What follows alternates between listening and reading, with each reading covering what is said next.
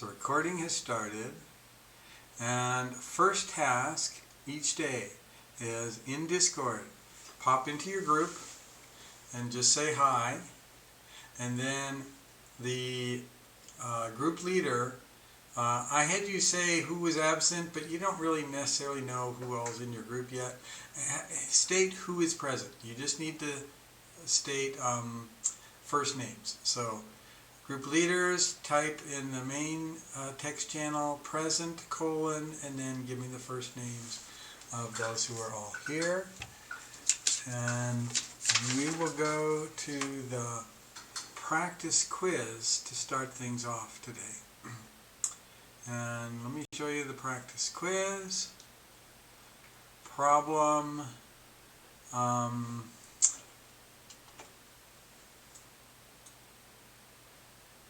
Alright. Do numbers 1, A, and B on your own. Write them down.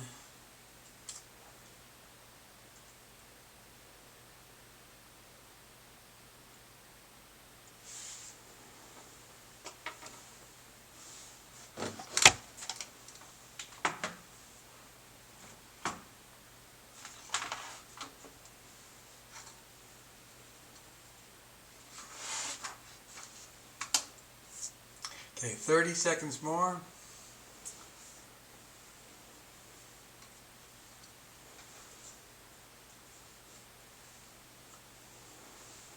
Okay, and let me pop over here and just record roll here. And so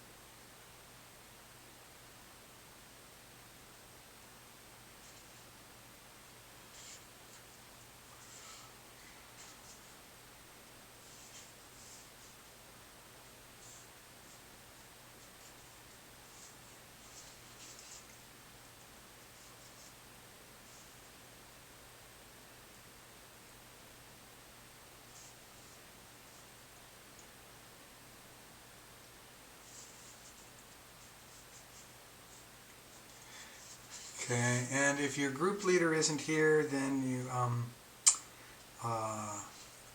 the backup should be reporting out who is present. And Jordan, if you could input into the main text who is present from your group here. Okay, and let me go back to the practice quiz. So the way we do the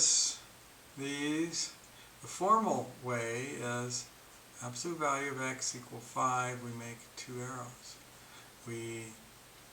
One time we just drop the absolute value, the next time we drop the absolute value and we take the negative of that number. Now why are we doing that? Because this number that I'm circling here could have been equal to 5, or it could have been, in that case the absolute value isn't doing anything, or it could have been negative 5, in that case the absolute value is knocking off the negative sign. Now, but we can't just use this procedure blindly, because if we did that procedure on the next problem, we'd be wrong.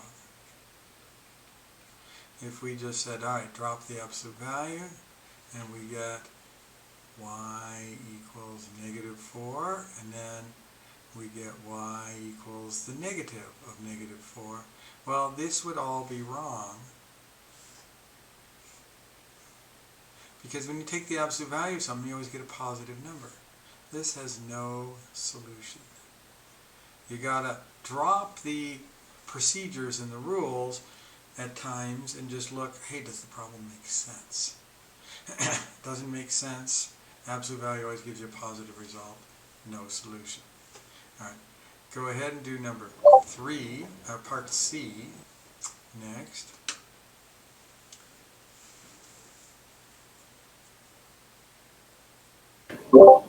And on the homework or quizzes, Yes. what answers will you accept for like problem A? Can we put x equals 5 comma -5, or do you want x equals 5 or -5? Okay, who's this asking this question? This is Elliot. Elliot. Because we went over this in my past algebra class last semester, but I had a different instructor, so I know y'all kind of like things differently. Okay, all right. The answer to that is a little bit technical. When we get to the next ones, with inequalities, there's going to be a real fundamental difference between using the word or and using the word and. Or and will have very specific meanings. When we have two separate answers, though, we can use either one, and it doesn't really matter, and you don't even have to put either one. You could just say, here, these two are both solutions. And if I use the word or and, or it doesn't really matter. But when we're talking about intervals of solutions, everything between 1 and 5 is a solution. Then or and make a big difference, and I'll get to that in a little while. So very good question. I'm only giving you a partial answer now. Okay, awesome. So it just doesn't get too detailed until we actually have to plug them in and prove it. Right. That's when cool. Or and and makes a big difference. Right now, you could use or and or comma in between. Doesn't matter. All would be fine. Cool. Thank you. You're welcome. All right. So part C. Let me give you 30 seconds more to finish that up.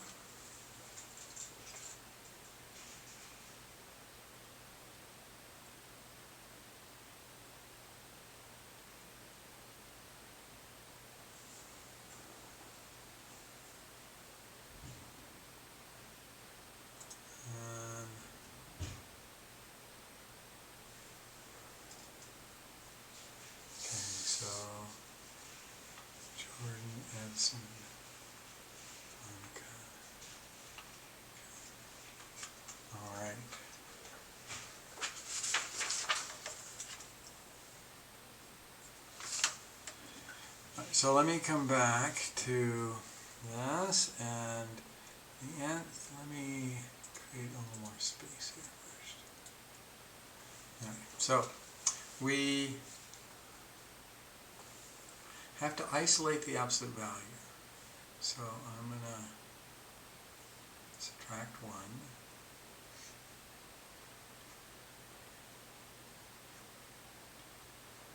And divide by 2.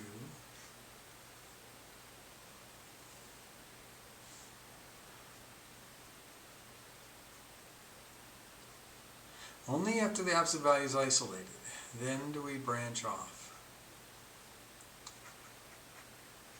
This thing that I'm circling could have resolved down to 4, in which case the absolute value didn't really do anything.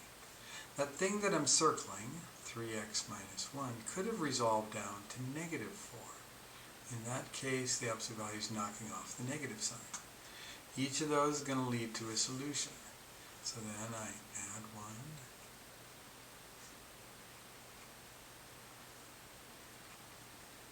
Divide by 3. Add 1. Divide by 3. And you can put a comma in between them. You can put or and. It doesn't matter. We circle these two solutions.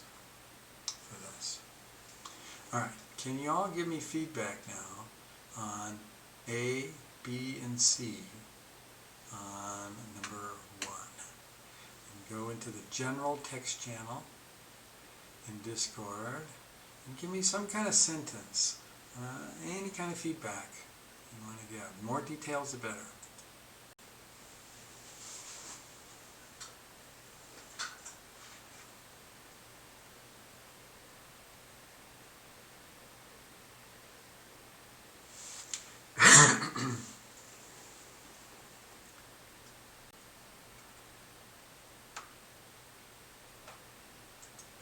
Alright, Let me have you do part D now.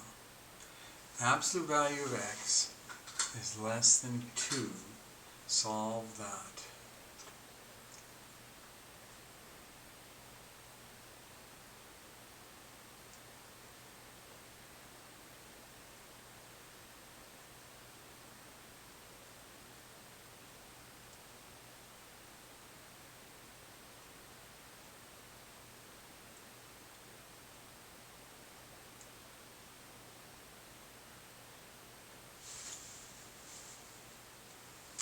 "30 seconds more."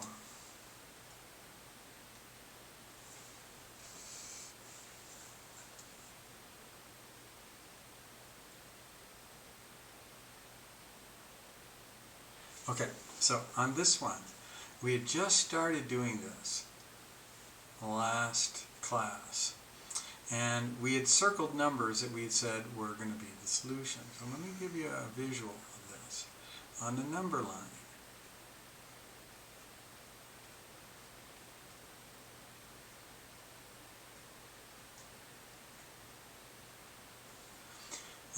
this is the size of the number.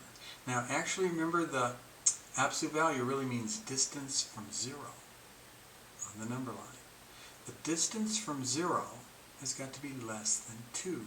So everything that's going to be less than 2, well, 1, if x is 1, that's going to be a solution.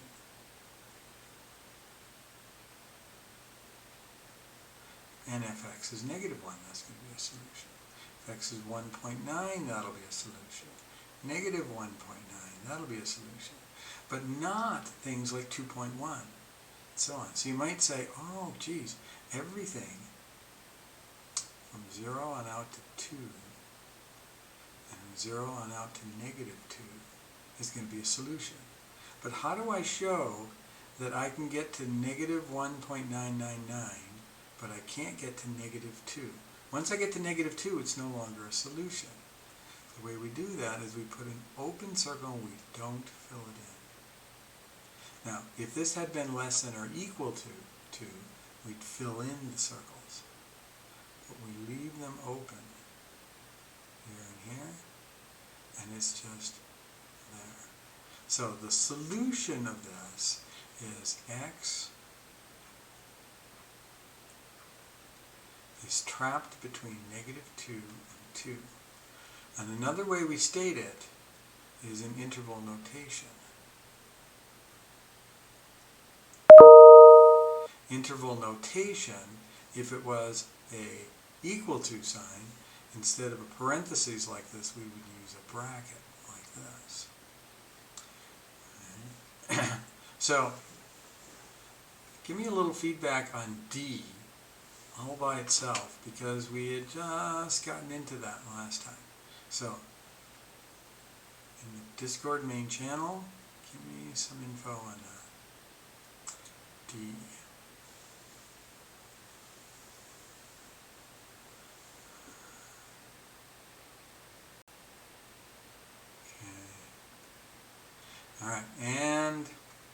Alright, I'm going to pause right here, and we're going to go over homework questions after we're done with the practice quiz. And are there any other questions, though, besides homework questions? Anything on Canvas or any kind of general questions? Alright, there's a couple issues I want to go over back on the simple syllabus for this course. I want to make sure that you're aware of some things here. How your homework, how course is graded. I think we'd gone over the basics of this, but I wanted to highlight late work. Your first late homework assignment earns full credit. Future late assignments earn only 50% credit. So stay up to date with the homework. The spot checks are going to give you 3 points, and then 7 more points in the assignment comes from when certain problems get graded on that, so for correctness in your homework. And the homework, the objective is for every student to get 10 out of 10 on the homework. And so when problems are marked wrong on your homework, you have 1 week to make corrections and get those back in, and hopefully you can get that up to getting 10 out of 10 on each homework assignment. I think I talked about the attendance participation, 10% of the grade, and you might be marked effectively absent if you're not really fully participating. And test taking. All right, I don't think I went over this. The tests, it's on the schedule. On certain days, we've got tests lined up. I think the first test, let me look, is going to be on February 16th. And then that class day from 12:30 to 2:15, that's how much time you have to take that test, and you take it during that time period. The test only becomes available at that time, right at 12:30, and then at 2:15 it's no longer available. All right. And soon after the exam has started, I will send a message in Discord to some randomly chosen students stating that we will individually connect via Zoom for perhaps 10 minutes during the exam. All right. And so I need everybody to, if you don't already have Zoom downloaded on your computer, do so that you're ready for that. And then during a Zoom session, I will ask the student to do a problem and explain their work. If the student cannot do the problem, I may ask for more problems to be done. And this is just a double check on things so that I know that people are really doing their own work. And I think that was just it for how things get done in this course. And any other general questions? All right, let's go back to the... Yes. I had one for the test submission. Do you want that submitted in a PDF file, or is that going to be separately? Because I just remember last time we had take homes and there wasn't any kind of like, I don't know how you do it exactly. I mean, Okay. So the test you can submit just like you do the homework. You know, if you want to just write it all down on paper and then take a picture of it and then use a scanning app and upload it just like that. Basically, it works just like uploading the homework. Thanks. You're welcome. All right, let's go back to the practice quiz. So now do E. Absolute value of x greater than or equal to 3. Solve that.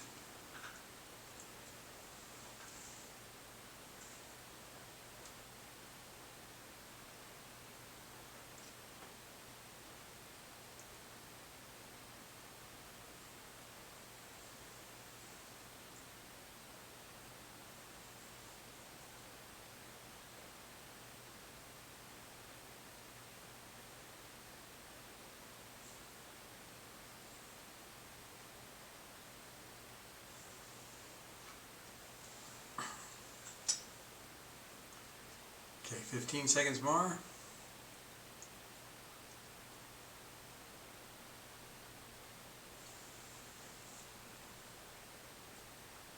All right, so on this one, this says the distance from 0 on the number line has to be larger than or equal to 3.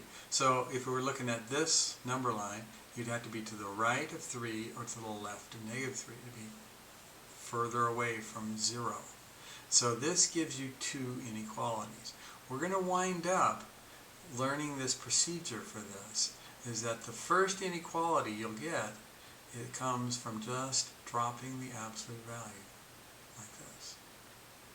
And then here's this keyword or, and it needs to be the keyword or. Or x is to the left of negative 3 less than or equal to negative 3.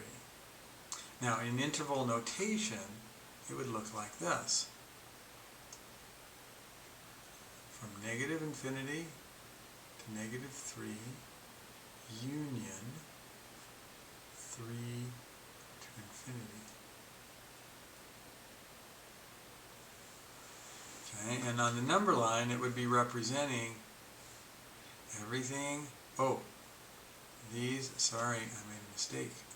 These are no longer parentheses around the 3's because there's an equal sign.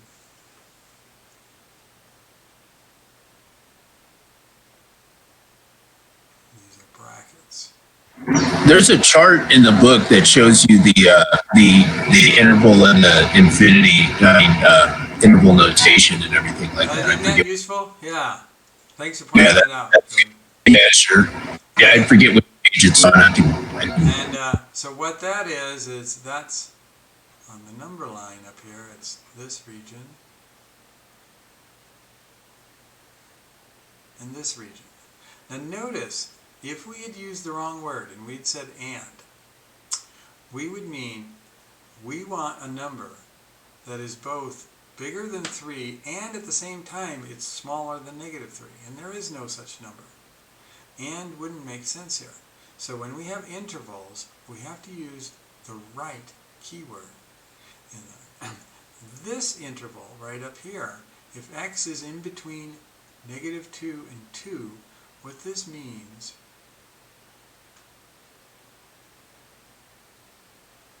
is x is to the right of greater than negative 2, and the key word here is and x is less than 2. Now, this means that both of these conditions have to be true at the same time. So for like 1 is both greater than negative 2 and it's smaller than positive 2. Okay. Greater than negative 2 is really all of this. Smaller than positive 2 is really all of this. When you use the word and, we have a shortcut notation for it. It's squashed between these two values, and then it would be the region that's shaded both in the black and in the gray, right in here. But it has to meet both conditions. And means there's two conditions that have to be met, or just means one of these conditions is met, and either one is part of the solution.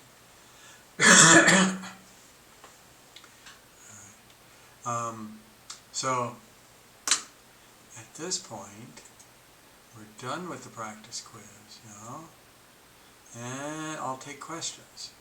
Questions that came up while you were doing the homework or anything else. Might be a concept related to these things. Yeah, I had one. For and, did you use the union operator and interval notation too, if you wanted to state that? Oh, okay, yes. We do it like this, negative 2 to 2, but you could also state it x greater than negative 2 would be negative 2 to infinity, and the and symbol is the opposite of a union, U for union. It's upside down U. And then x is less than 2 is negative infinity to 2. And when you intersect these two, you get the interval from negative 2 to 2. So we usually don't leave this and symbol like this. We resolve it and we say, this intersection with this is equal to this. What's the portion that's in both sets? It's both gray and black. All right. Does that answer your question, Jordan? Yeah, absolutely. Thanks. Yeah, I was wondering about that last time. When I took the college algebra, there was I think that was a question that I had that should have been. Any other questions?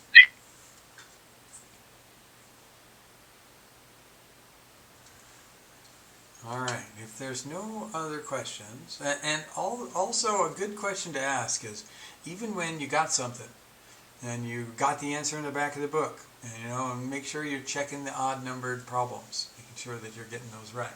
But even when you get something right, but you feel like, oh, I'm not really understanding what the idea behind this is, those are always great questions to ask. Okay. All right, let's go to, we're going to finish up yesterday, or day before yesterday. We were here, we ended this right around here. Okay, and we're just introducing the inequalities, absolute value inequalities. And we had absolute value greater than and absolute value less than. And let's come back to here again, and let me point out. When we have an absolute value less than inequality, the answer will turn out to be like blue right here. We're trapped between two numbers. When we have an absolute value greater than inequality, we will get what I call two wings. One wing way on the far left and one wing way on the far right. Absolute value less than inequalities, remember, absolute value means distance from zero. You're trapped near zero on the number line. Absolute value greater than inequalities, where we can't get too close to zero on the number line. Now, let's switch back to the previous days. No, it's here.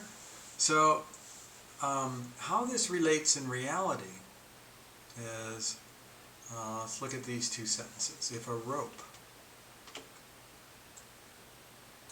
is supposed to be 18 inches, and the error must be less than or equal to ½ inch, then the length of the rope must satisfy. And you see how this is an absolute value less than inequality, and you're trapped between two numbers. Now, why was this an absolute value? Well, if x is the actual length of the rope, then x minus 18 is the amount of error in the rope. But the error, we don't really care whether it's too long or too short. It's the same amount of error. So we say the absolute value of that is the error, and that must be less than 0.5. And then that will lead to this situation right here.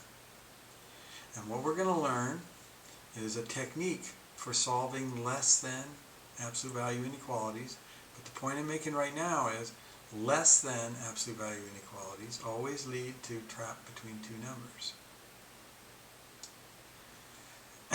Now, let's look at the next one. If a rope is supposed to be 18 inches, and the error must be greater than or equal to an inch. So this might be from the point of view of somebody who works in quality control, and they're trying to find out where there are big errors. And so, this big, huge company, and you're trying to find out, of all the ropes that are supposed to be 18 inches, where is the area, of this big complex, where in the warehouse are they having lots of errors. So he's just looking for places where the error is greater than or equal to ½ inch. That's, it's misspelled, ½ inch.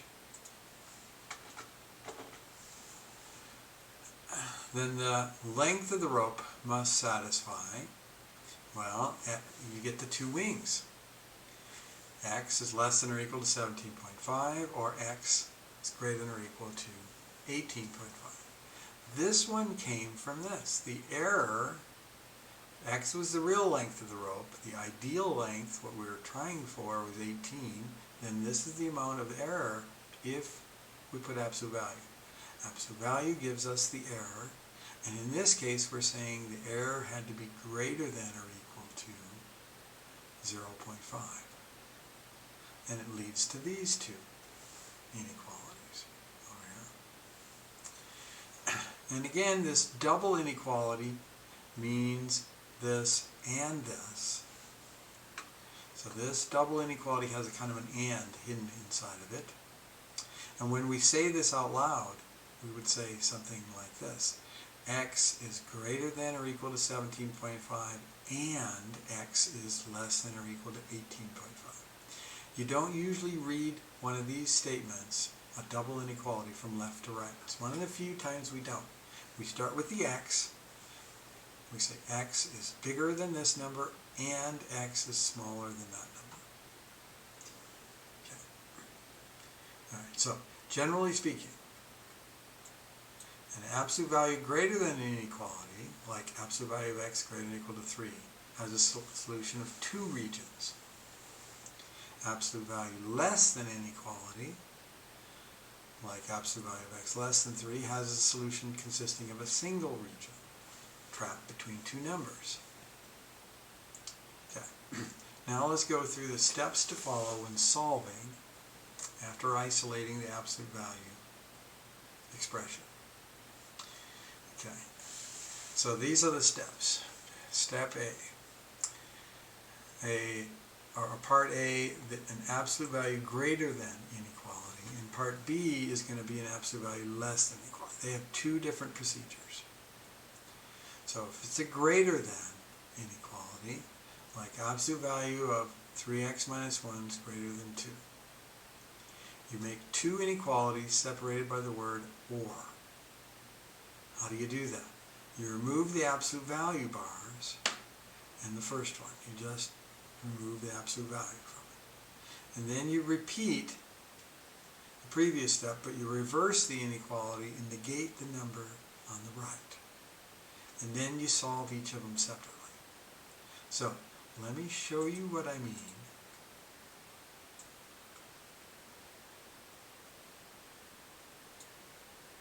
But we'll do it in the context of this problem that makes a little more sense of the absolute value, the greater than inequality, absolute value of x minus 18 greater than or equal to 0.5.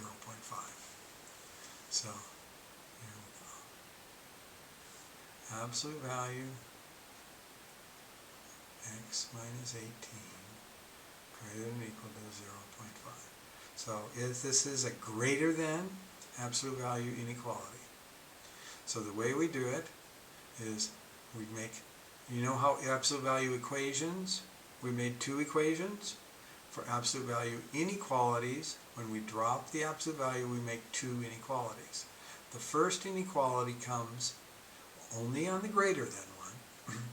First inequality comes from just dropping the absolute value.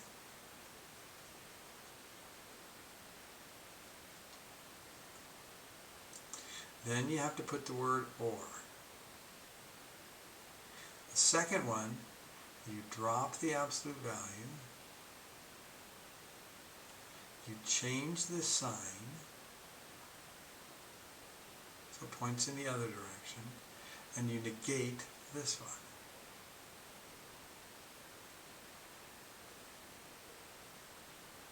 Now, if I was a student just learning this, I'd be panicking right now.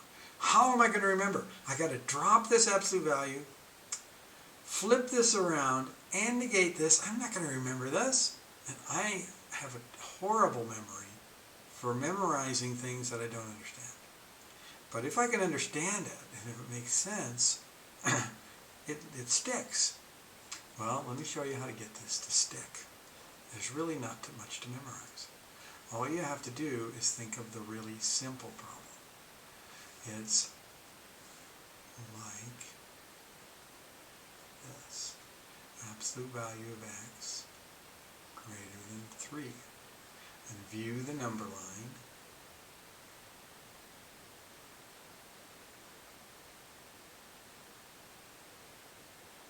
Now, what numbers have their absolute value that is going to be greater than 3? Well, obviously it's going to be the ones over here on the far right of 3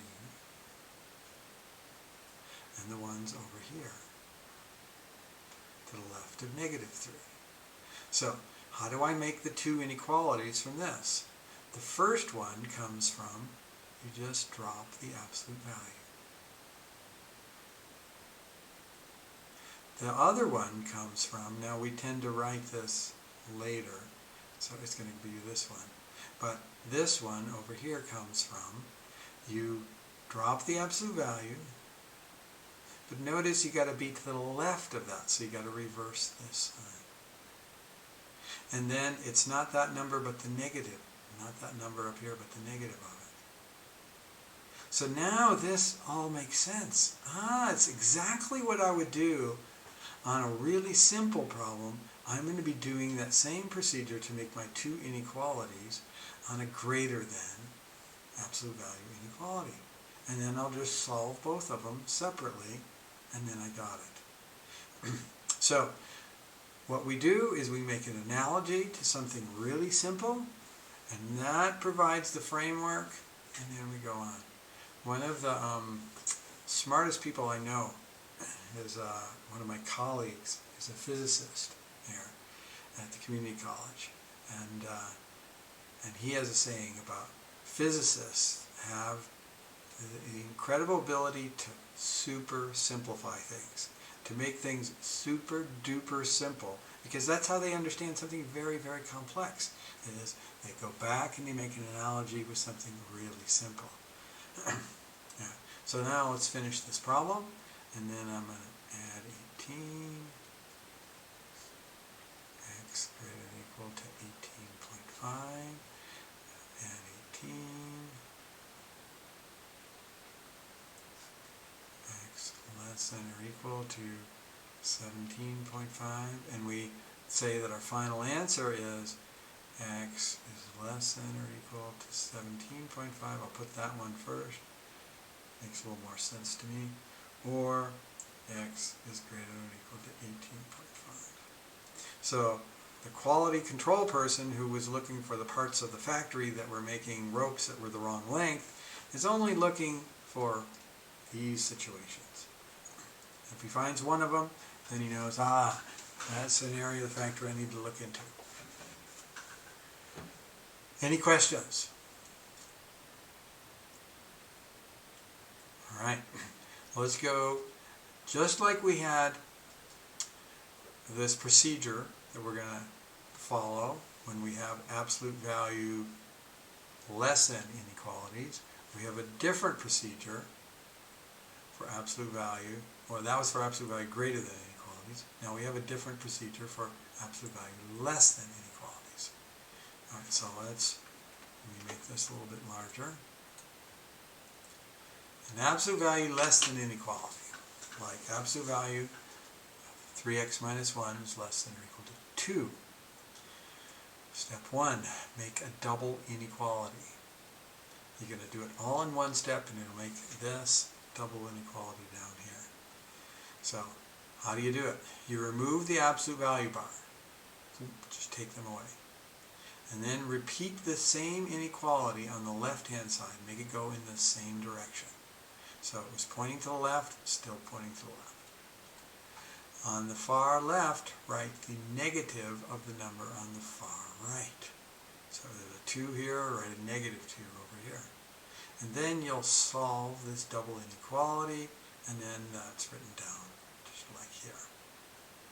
All right, so let me demonstrate this with the same rope situation. So if I had the rope absolute value, so x is the actual length of the rope. It's supposed to be cut 18 inches. Now we want it less than, the error to be less than ½ an inch. All right. So this procedure tells me, write this down again. Repeat this sign on the other side. Write 0.5 over here, and write negative 0.5 over here. This is the procedure you do every time. After you've isolated the absolute value, this is how you get rid of the absolute value. You squash it in between these two numbers. Now again, I might panic and say, oh my gosh, I can't remember this. But then, how do I remember this? I think of something really, really simple. If I had absolute value of x less than 2 on a number line, what does that mean?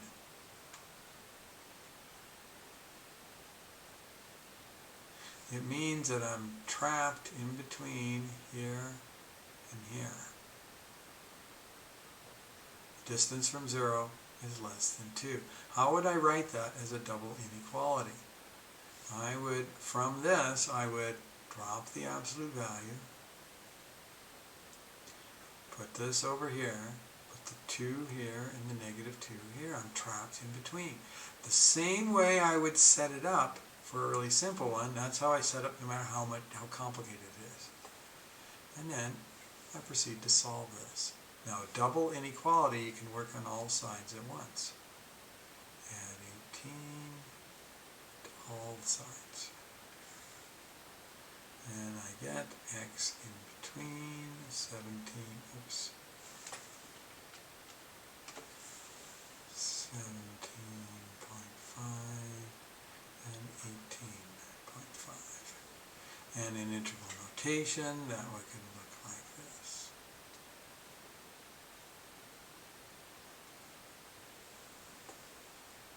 Alright.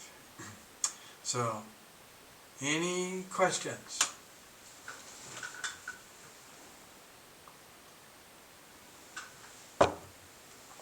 And let me have you just do this one, number 7.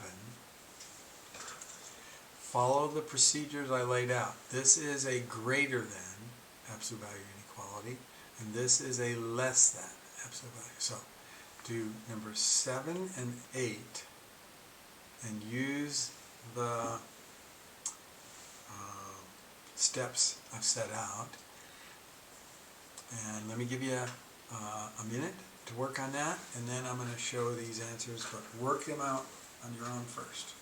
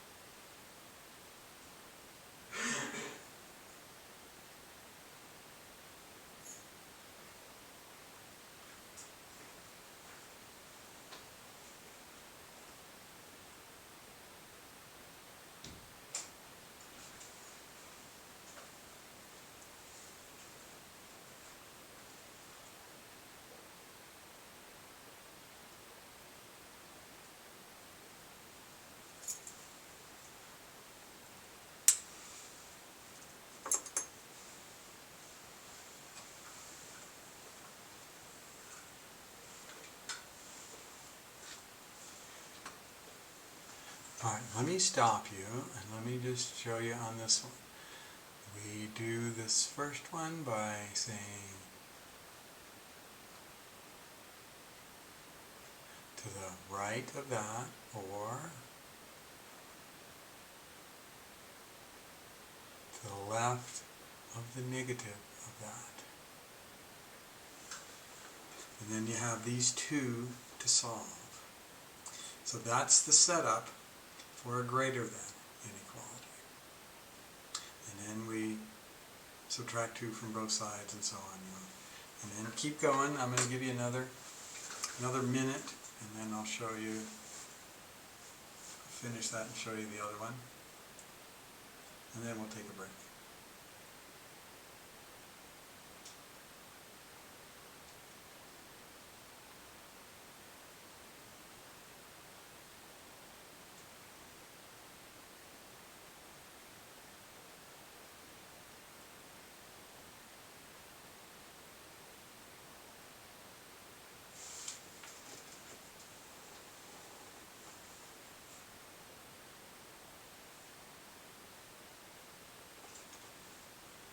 So I'm going to subtract 2, divide by 6, subtract 2,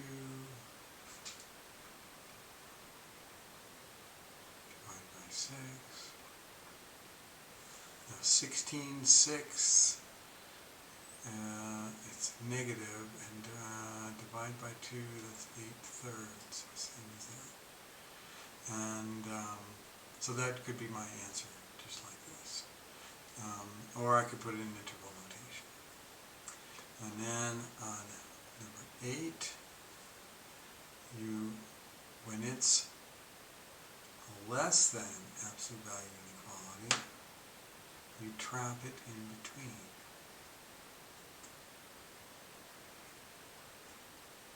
And then you work all 3 sides. Oops. See, I said 3 and I wrote a 3. Work on all 3 sides.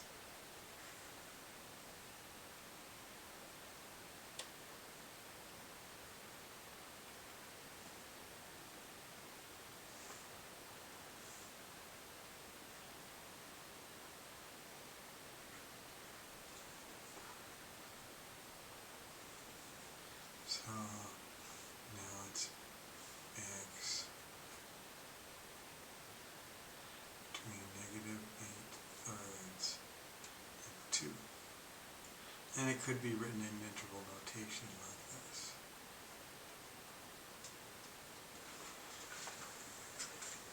Alright, let's stop, and when we start again, we'll be in this screen.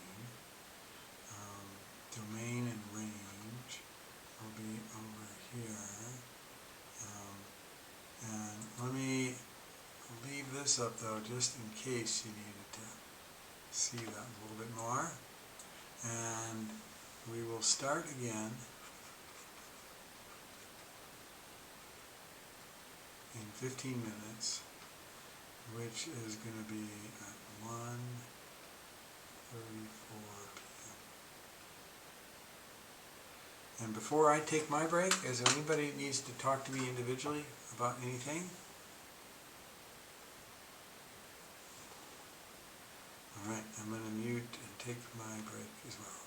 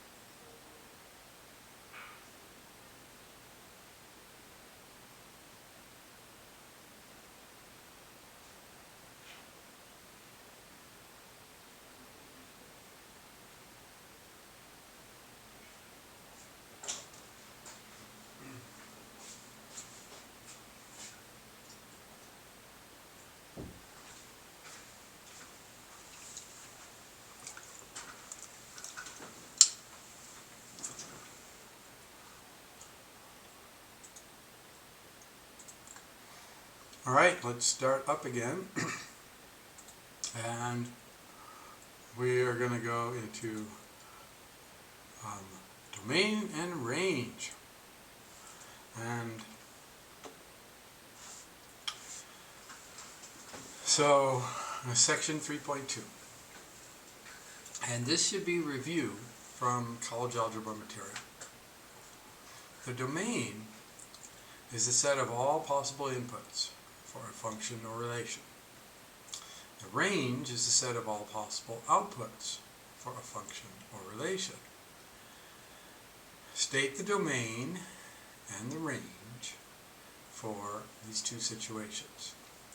The input is the miles driven, and the output is the gallons of gas used.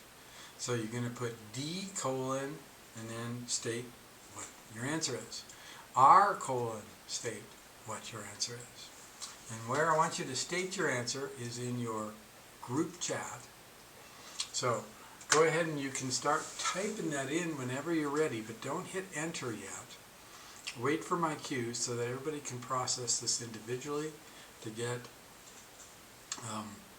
their own version of an answer. Okay, and I want to emphasize in this class, if you can guess at an answer, even if you're not sure of it, but just make some kind of a guess for it, you'll get a lot more out of this class if you're able to do so. There was a study done of, researchers had noticed two different types of teaching styles in math. And one teaching style was that the teacher always told the students how to do a problem, and then they said, now do an example similar to this. And the other teaching style was where students were having to come up with answers on their own before the instructor taught them how to do stuff. And what they did, it was a college algebra class, and they went to those students 5 years afterwards, and they asked the students, they gave them a problem similar to one that they had learned, and they said, can you do this? And as a group, the students who had had an instructor that always showed an example first, they tended to not pick up their pencil at all, and they said, oh, I used to know how to do that, and if you'll show me how to do it, I'll do it. And the second group tended to all pick up their pencils and do, and some of them could remember how to do it, some of them couldn't, but they all gave it a try. And so that's a huge difference in outcomes of the class. One is kind of learned helplessness, just you don't do anything in math till you're shown how to do it. And the other is kind of reasoning your way to things. And so we're really going to ask you to try to reason your way to these things, and don't be scared of making mistakes. Mistakes we'll be seeing, those will be the best way that we learn all the time here in this class. All right, so let me give you a little bit of time to think about this.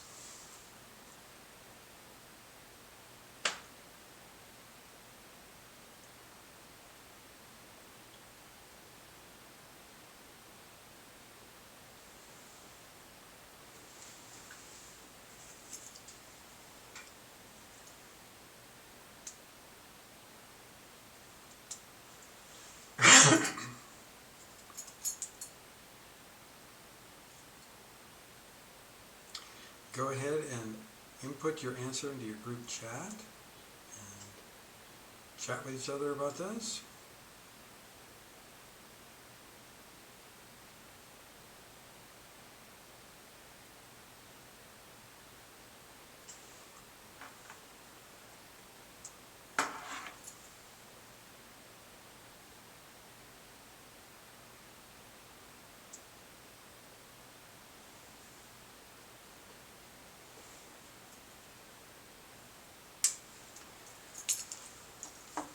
All right, group one, what do you have for this?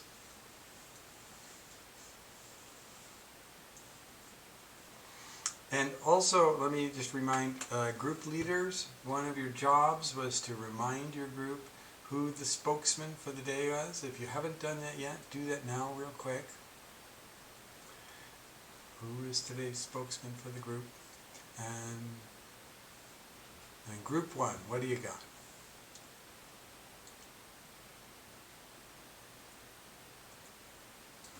Hi, Mr. Shankin. This is Brianna from Group 1. Hey, Brian. I think that it would be, the domain for it would be 1 to comma to infinity.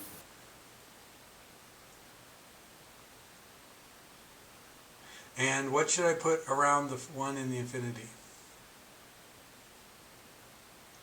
The 1 would have a bracket and the infinity would have a parenthesis. Okay. And what about the range? We didn't quite get there yet.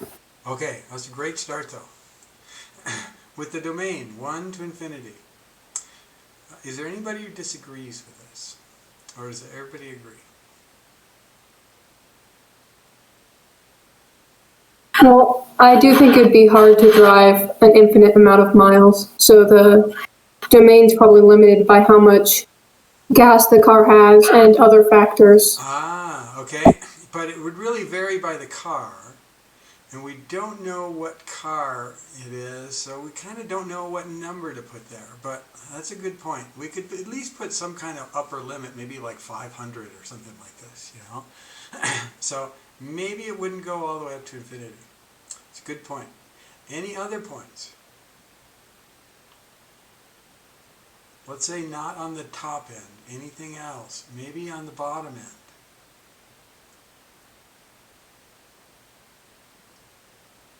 Is it possible? Yes. Oh, would it maybe start at 0 miles? Why is that? I don't know, I was just speculating. All right. I was thinking the same thing.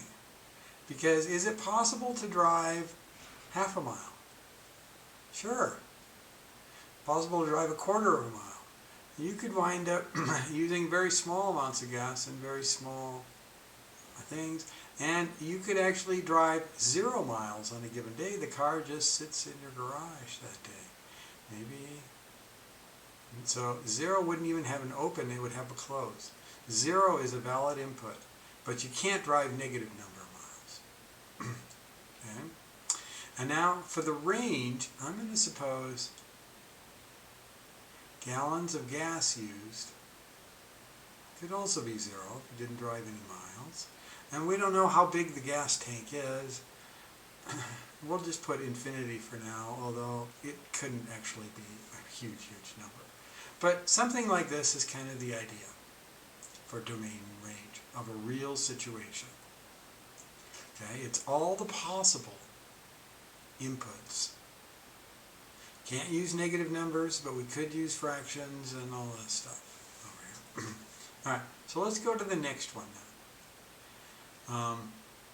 X is the number of lollipops sold, and they're being sold $3 each. And Y is the revenue. The revenue is not your profit. That's just how much money you take in from sales. Revenue is how much you collect from selling the lollipops. So, same instructions. Type up your answer into your group chat, but don't hit enter quite yet.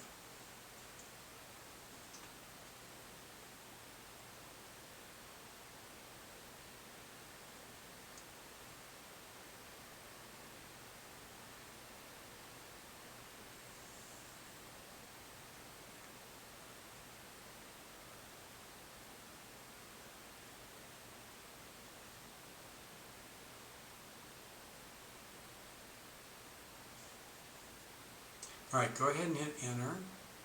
Discuss it in your groups.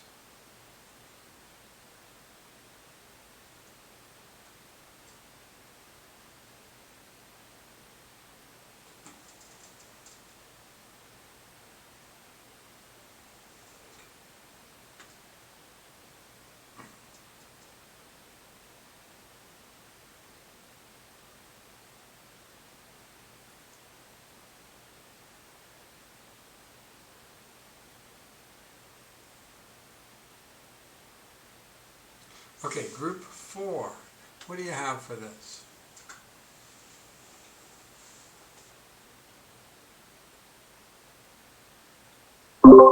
For this one, we got domain is lollipop sales and range is the revenue.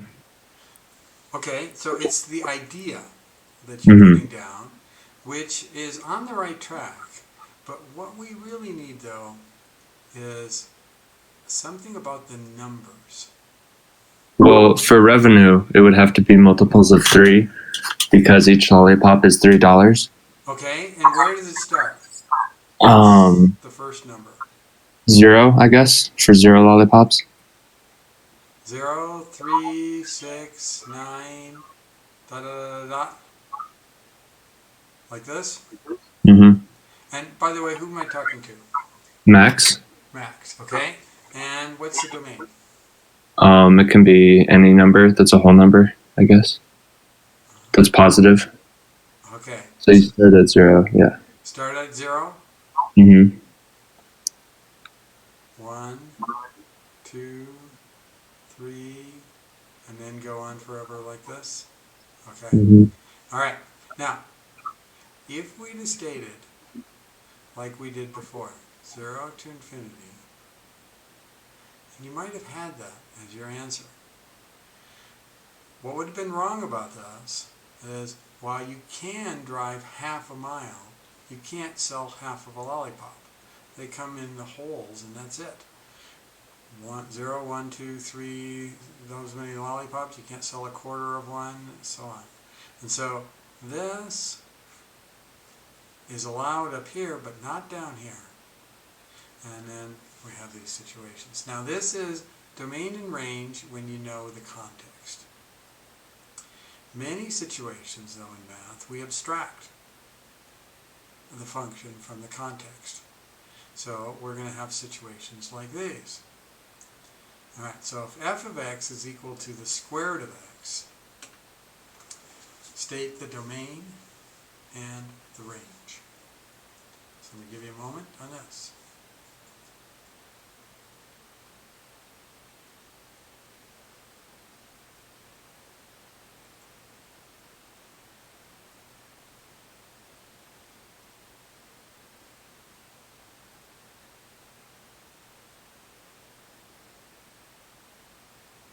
And you can enter your answer into your group chat.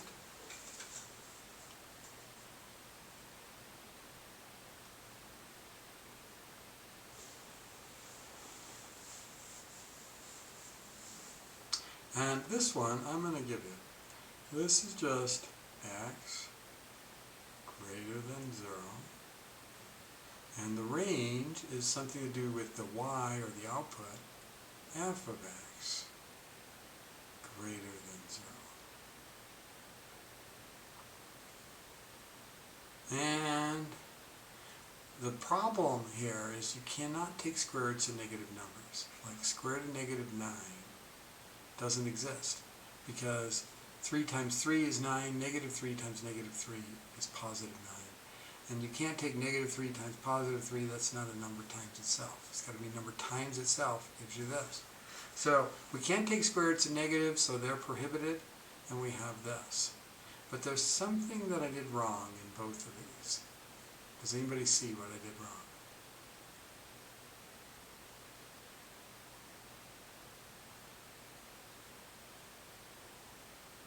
You just use your microphone if you see the mistake I made.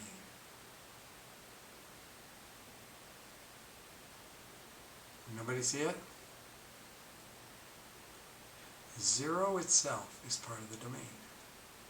We can take the square root of 0 and it's 0. So this has to be greater than or equal to. So that's going to make this greater than or equal to down here as well. That can be part of the range. Now this could also be given in interval notation. Like this. And when it's not in interval notation, it's important to note, this is a statement about the inputs, and this is a statement about the outputs. All right.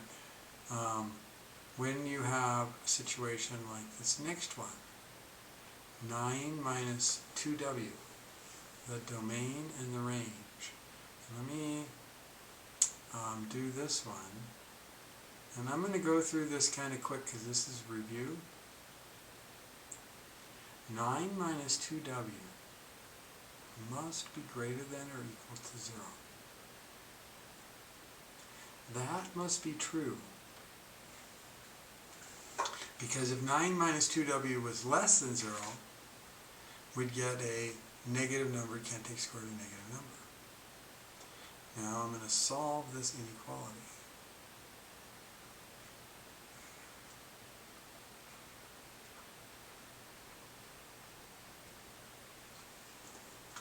Now I'm going to divide both sides by -2. When I multiply or divide by a negative number, I have to reverse the sign.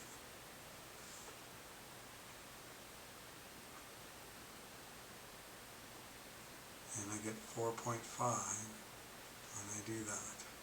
So the domain is from negative infinity all the way up to 4.5. Now, hold on a second. This last thing, this should be a bracket because it can be equal to 4.5.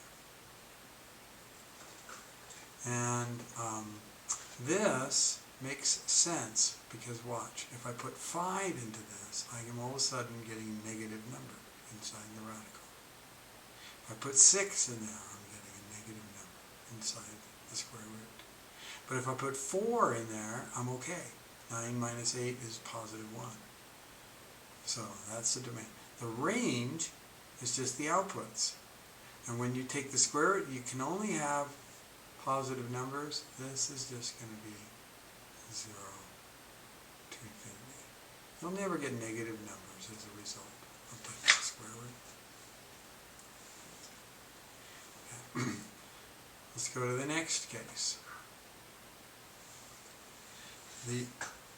When you're looking at a function out of context, so we don't know the situation it belongs to, like miles driven or something like this, there's the only thing that we restrict is that we make sure that you don't have something illegal. The illegal thing that could happen over here is taking the square root of a negative number. The illegal thing over here is you can't have 0 in the denominator. And what would cause 0 in the denominator? If x was 2, that would cause 3 times 0 times 3, which would be 0 in the bottom. That's not allowed. And also, x cannot equal -1. X could be 11. That would make 0 in the top of the fraction. That's okay. We just can't have 0 in the denominator of fractions. And on this one, let's get rid of the range. We'll just only find the domain. And then further, when you have a graph, you can state the domain and the range. The domain will look at, what if the input was 2? What's the output? Well, you look straight up from the 2 or straight down, and it doesn't intersect the graph, so 2 is not part of the domain. The smallest input is 4. And you can go all the way up to 8, but you're not allowed to get to 8 because that's an open circle, not a filled-in circle. So the domain is all the numbers from 4 to 8, and the range is from 2. You look at, so this really is looking at how far left to how far right does this graph go. And now we're going to look for the range, how low to how high does this graph go. And it goes from 2, but that's open circle, so it's going to be a parenthesis, up to a height of 8. And that is filled in, so that gets a closed parenthesis right And one last one, the domain and the range here. So how far left to how far right does this graph go? Well, it goes from negative infinity all the way to 1, left to right on the x-axis. How low to how high? It goes from a height of 0 to infinitely high. There's no top height on this graph. All right.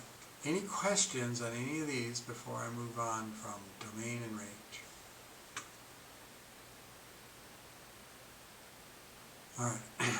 Let's go to piecewise functions. So, assume there's 20 inches of snow on the ground at 8 p.m. It begins to snow 2 inches per hour for the next 5 hours, and then it stops. Sunrise is at 7 a.m. and there's no snow melt till after the sun comes up. So it takes you all the way from 8 p.m. to 7 a.m. X is the number of hours.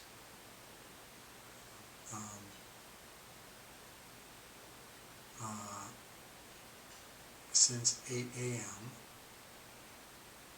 and Y is the inches of snow. So right down here it says X hours since 8 p.m. and then Y is the inches of snow on the ground. All right. So what I want each of you to do is to fill in a version of this table. You might just make a real quick sketch of it on your own papers and just put T, X, and Y, and then fill in these numbers. And then I'm going to have you check in with your group on what you got. And you don't have to, put the whole table in. That probably won't be efficient. You might just say a couple values like, when the time was 12 p.m., I got this for X and this for Y, and maybe one other time as well. And then people can kind of check with each other. So let me give you a minute to get as far on this chart as you can, and then I'll have you check in with your groups.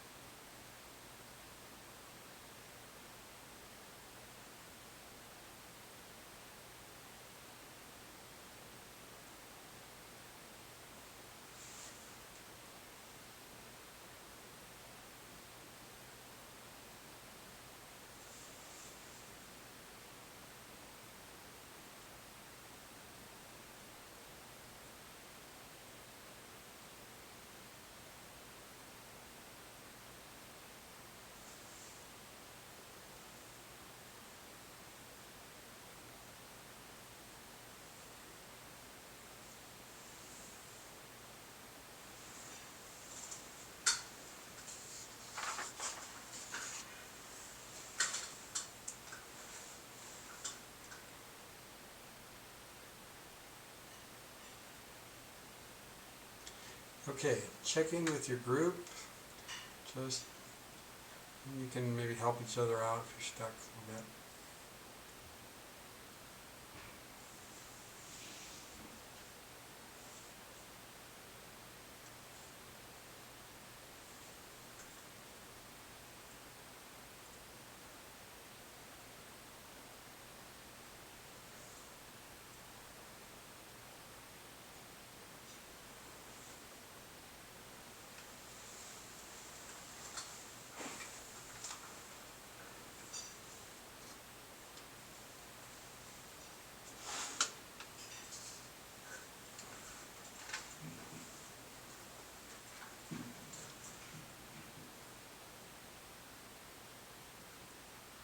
Okay, group 2.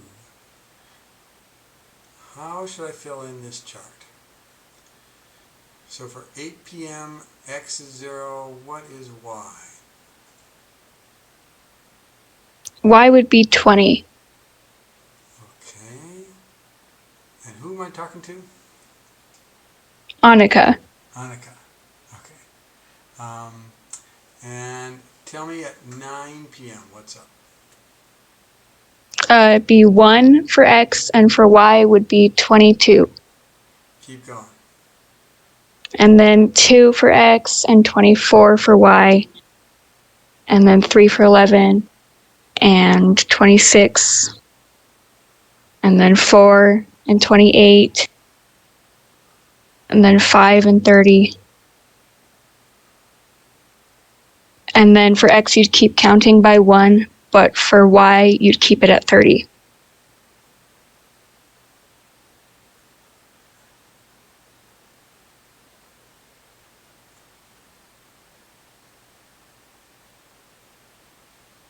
Any questions? Is this making sense to everybody? All right. So then, let's go to the next part. Label X as hours since 8 p.m., Y is inches of snow on the ground, and we got to make the graph. And then we're going to ask some other questions. So go ahead and make your own graph, but I'll do that simultaneously. This is X hours since 8 p.m. and this is Y inches. And at 0 it is 20. So these must, if this is 30, this is 2, 4, 6, 8, 10, now 3, 6, 9, 12, 18, 19. I think these are by threes. So let me blow this up a bit so we can see this a little better. Oh, and this 10 was wrong down here. I think it's supposed to be negative 30. And I think these are by, I think there's 10 of these, so these are by threes.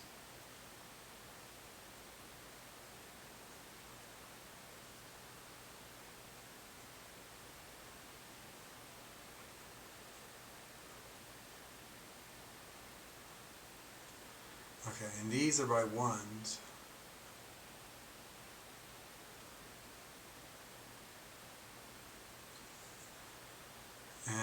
And then we're going to graph these things. So at 0 it's 20.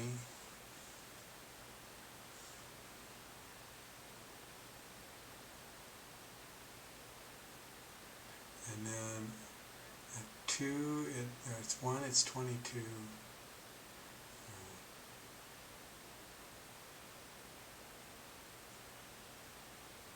And then it goes to 24, and then to 26, and then to 28, and then to 30.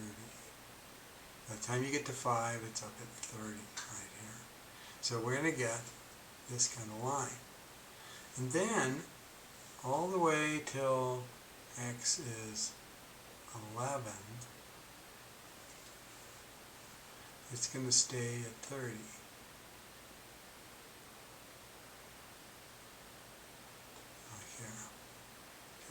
And I'm going to put a big dot over here because it kind of starts right here. And then it transitioned here, and then it's at 11, there's another dot over here, and it kind of stops. Alright, so that's my graph of this data. Alright, for the period of 8 p.m. to 1 a.m., so it's just this portion up to 5. Answer those questions. So let me give you a minute for that.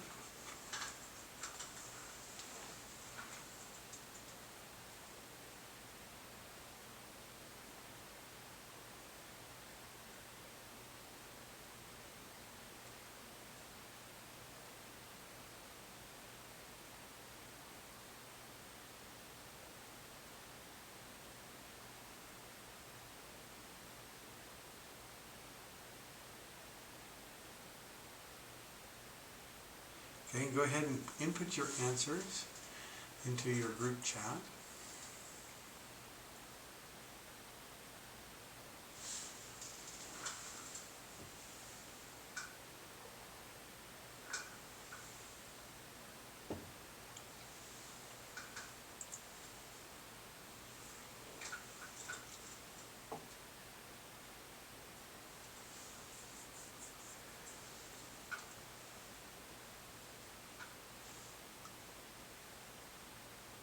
And let me go to group 3.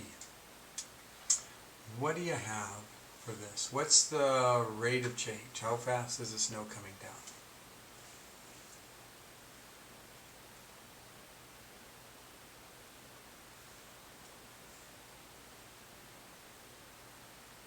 And you can always say pass.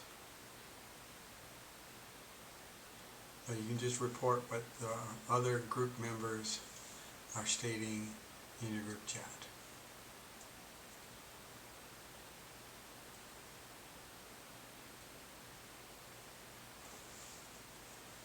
So group 3.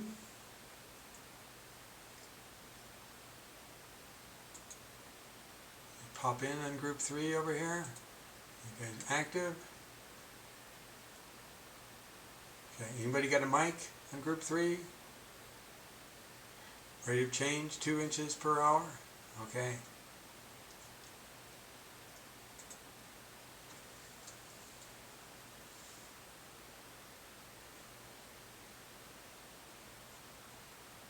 Yeah.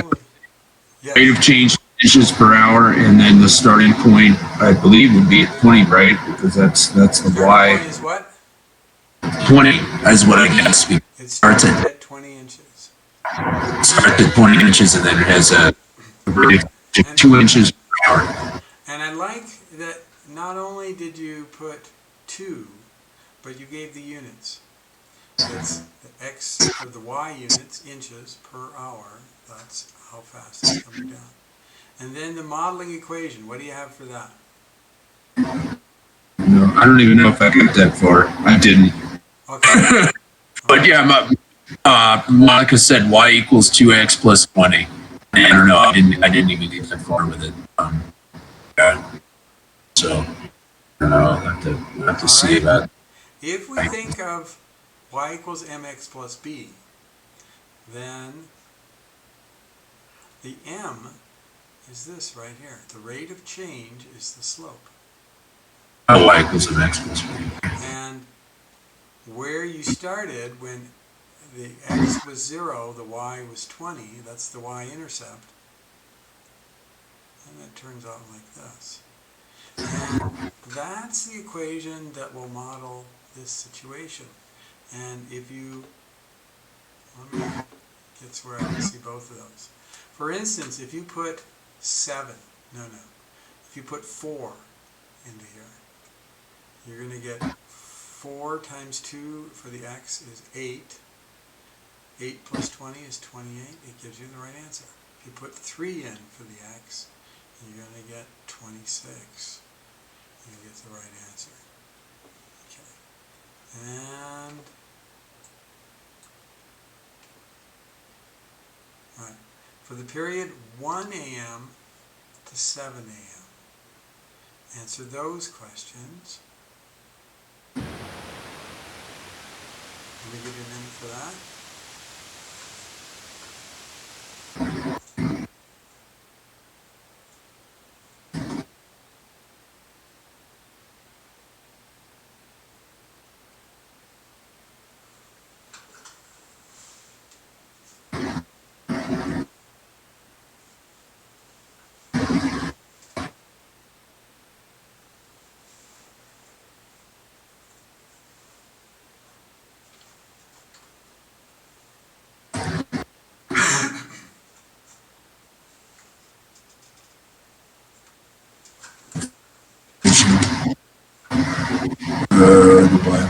Okay, mute your mic. There's somebody with their mic not muted. All right, and let's go to group 1. What do you have? What's the rate of change for this?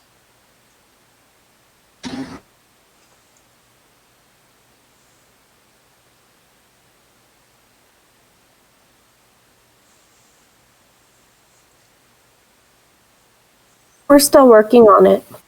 Okay, you want another minute? Let me give you a little more time. Yes, thank You bet. Goes to 28. Oh, okay. Yeah.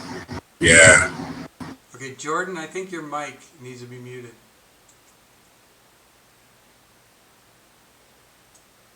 So 1 a.m. to 7 a.m. is this portion of the graph. And then these are the questions. Alright. We're running out of time, so let me go through the answers real quick here. What's the rate of change of this? It's going to be 0 inches per hour. And it's not snowing anymore. What's the value of the output variable y? It's always 30 inches this whole time. Complete the modeling equation. mx plus b would give you y equals 0x plus 30, which is the same as just y is equal to 30. It's just stuck at 30 the whole time. For what domain is the equation relevant?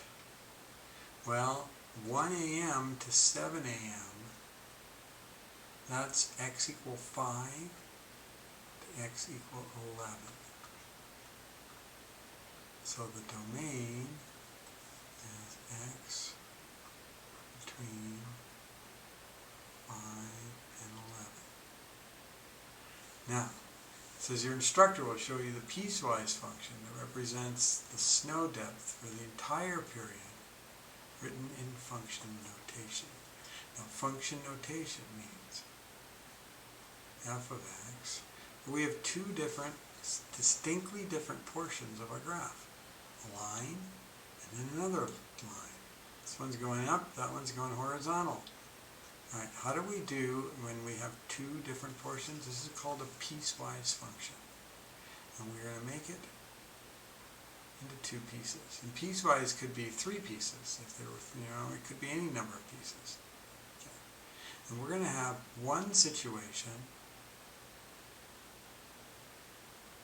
for if x is, let's say that it's less than or equal to 5.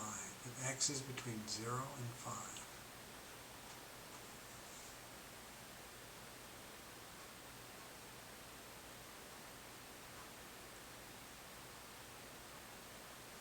And we're going to have another situation if x is greater than or equal to 5.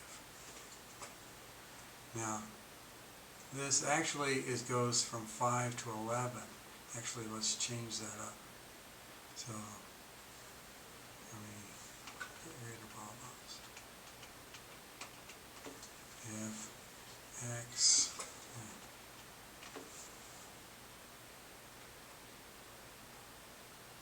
is between 5 and 11. All right. Now, and I'm going to put a rule over here for this one, and then a rule over here for this one. And this rule is going to tell me how I get the output. But we already did that when we made these equations. The rule for the first one, we said the output y is equal to 20 times the x, or 2 times the x plus 20. 2x plus 20. If the x was between 0 and 5. And the output for the other case was just 30 all the time. If x was between 5 and 11. Now, there's one subtle mistake that I made, and I made it intentionally on this. Does anybody see the subtle little mistake that I made? If you do, you can just pop in and say what it is. Alright, the little mistake is right here. You can't have the rule telling you to use this upper rule if x is 5 and to use the bottom rule if x is 5. One of them has to be just, if that one's greater than or equal, less than or equal to, this one's just got to be greater than. Okay, so that takes care of it. All right. Now, we didn't get to complete this worksheet, but we got far enough. This tells us the basics of how piecewise functions work. If you have a function like this, its graph's going to look like this. And you're going to have these open circles and closed circles at the boundary points like this. All right, so the homework... That's the two alternatives, right? You know, that after you get to a certain point, it doesn't increase on the bottom, and then the top one has the rate of change. Isn't that right? That's right. It's two alternatives depending on if it was early in the night, x is between 0 and 5, then we go here to determine how many inches of snow on the ground. Later in the night, we go here. All right, so the homework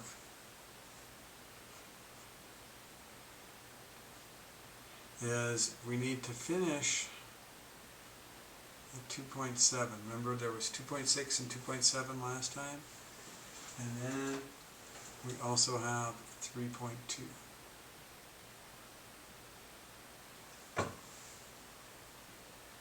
And the 3.2 has the stuff about domain and range, and then about the piecewise functions. And then we had this kind of intro showing us how piecewise functions come about. Robert, there's a 2.7 spot check coming up, right? Because I think it was just a 2.6 spot check this time. Is there a 2.7 still? No, it was a 2.6 and 2.7 spot check, and I just put a note in there that you only had to have 2.6 done. Okay, cool. Yep. Right, so 2.7 in total. All right. So there's not a separate one for 2.7. So just finish that up, and then do the spot check for the 3.2, and we will stop here. And anybody have any questions? All right. Yes. When will we receive our grades on the spot check?